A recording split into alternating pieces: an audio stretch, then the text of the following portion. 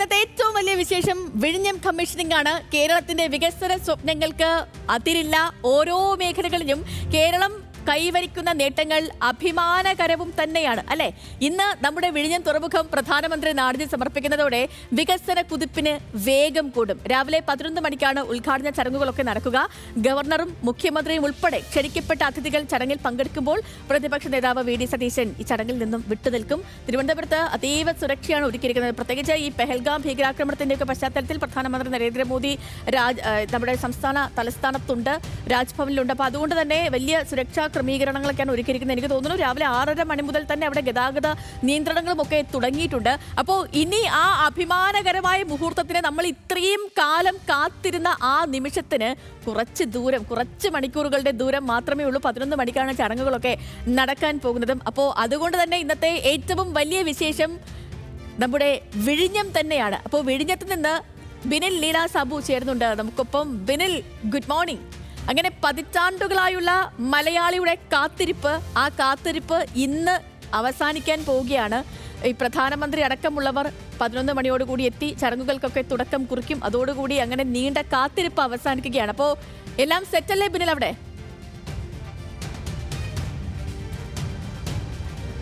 Sethu, good morning. എല്ലാം സെറ്റാണ്. ഇനിയിപ്പോൾ മണിക്കൂറുകൾ മാത്രമാണ് കാത്തിരിക്കേണ്ടത്. കഴിഞ്ഞ കുറേ ദിവസങ്ങളായി, അതായത് മെയ് 2-ാം തീയതി ഇത് കമ്മീഷൻ ചെയ്യും എന്ന് വാർത്ത വന്നതോടുകൂടി തന്നെ ആളുകൾ വലിയ കാത്തിരിപ്പിലായിരുന്നു. പ്രത്യേകിച്ച് കേരളത്തിന്റെ വികസന കുതിപ്പ്, സേതു പറഞ്ഞ ആ വാക്ക് തന്നെയാണ് ഉപയോഗിക്കേണ്ടത്. കേരളത്തിന്റെ വികസന കുതിപ്പിലേക്കാകും ഈ കമ്മീഷനോടുകൂടി കാര്യങ്ങൾ മുന്നോട്ട് പോവുക. എന്തായാലും ഞാനിപ്പോൾ നിൽക്കുന്നത് ഇതിന്റെ പ്രധാന കവാടത്തിന് മുമ്പിലാണ്.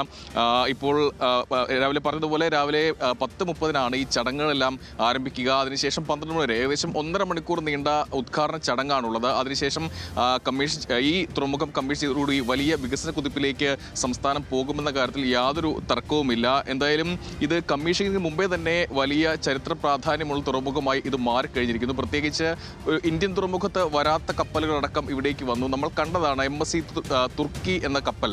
അത് ലോകത്തിൽ തന്നെ ഏറ്റവും വലിയ ചരക്ക് കപ്പലാണ്. അത് ഇവിടെ വന്ന് ബെർത്ത് ചെയ്ത് കണ്ടെയ്നറുകൾ കൈകാര്യം ചെയ്തു. അങ്ങനെ ഇത് 9 മാസത്തിനിടെ, അതായത് ട്രയൽ റൺ തുടങ്ങി 9 മാസത്തിനിടെ ഏകദേശം 250-ലധികം കപ്പലുകൾ ഇവിടേക്ക് വരികയും ചരക്ക് നീക്കം നടത്തുകയും ചെയ്തു. മാത്രമല്ല വലിയ ചരിത്രവും ഈ വിഴിഞ്ഞം തുറമുഖം നേടി. കാരണം ഈ 9 മാസത്തിനുള്ളിൽ തന്നെ ഏകദേശം 9 ലക്ഷത്തോളം കണ്ടെയ്നറാണ് ഇവിടെ കൈകാര്യം ചെയ്തത്. അതൊരു വലിയ നേട്ടം തന്നെയാണ്. പ്രത്യേകിച്ച് ഇന്ത്യക്ക് വലിയ നേട്ടമാണ്. എന്തായാലും ഈ കമ്മീഷനിങ്ങിന് ഇനി വളരെ കുറച്ച് സമയം മാത്രമേ ബാക്കിയുള്ളൂ. ആ ഉദ്ഘാടന ചടങ്ങിലേക്ക് വന്നു കഴിഞ്ഞാൽ പ്രധാനമന്ത്രിയാണ് ഈ തുറമുഖം നാടിന് ഇന്ന് സമർപ്പിക്കുക. അതോടൊപ്പം തന്നെ മുഖ്യമന്ത്രി വേദിയിലുണ്ടാകും, ഗവർണർ ഉണ്ടാകും, മറ്റ് 3 കേന്ദ്രമന്ത്രിമാരുണ്ടാകും. അങ്ങനെ ക്ഷണിക്കപ്പെട്ട അതിഥികൾ ഇതിൽ പങ്കെടുക്കും. മറ്റൊന്ന്, ചില രാഷ്ട്രീയ വിവാദങ്ങളൊക്കെയാണ്. വിഴിഞ്ഞം ആരുടെ കുഞ്ഞ് എന്നതിൽ ചൊല്ലി ചില തർക്കങ്ങളൊക്കെ ഇപ്പോഴും നടക്കുന്നുണ്ട്. അത് പ്രതിപക്ഷ നേതാവ് ഈ പരിപാടിയിൽ പങ്കെടുക്കില്ല, അദ്ദേഹം വിട്ടുനിൽക്കും, അദ്ദേഹത്തെ ക്ഷണിച്ചില്ല എന്നൊരു ആക്ഷേപം കോൺഗ്രസ് നേരത്തെ ഉയർത്തിയതാണ്. പക്ഷേ പിന്നീട് ആ വിവാദത്തിന് പിന്നാലെ അദ്ദേഹത്തെ ക്ഷണിക്കുകയും ചെയ്തു. എന്തായാലും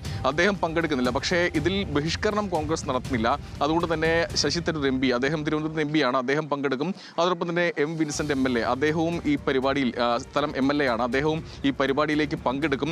എന്തായാലും പ്രതിഷേധിക്കാൻ തന്നെയാണ് കോൺഗ്രസിന്റെ തീരുമാനം. അതുകൊണ്ട് തന്നെ എല്ലാ ജില്ലാ ആസ്ഥാനങ്ങളിലും പ്രതിഷേധമുണ്ടാകും.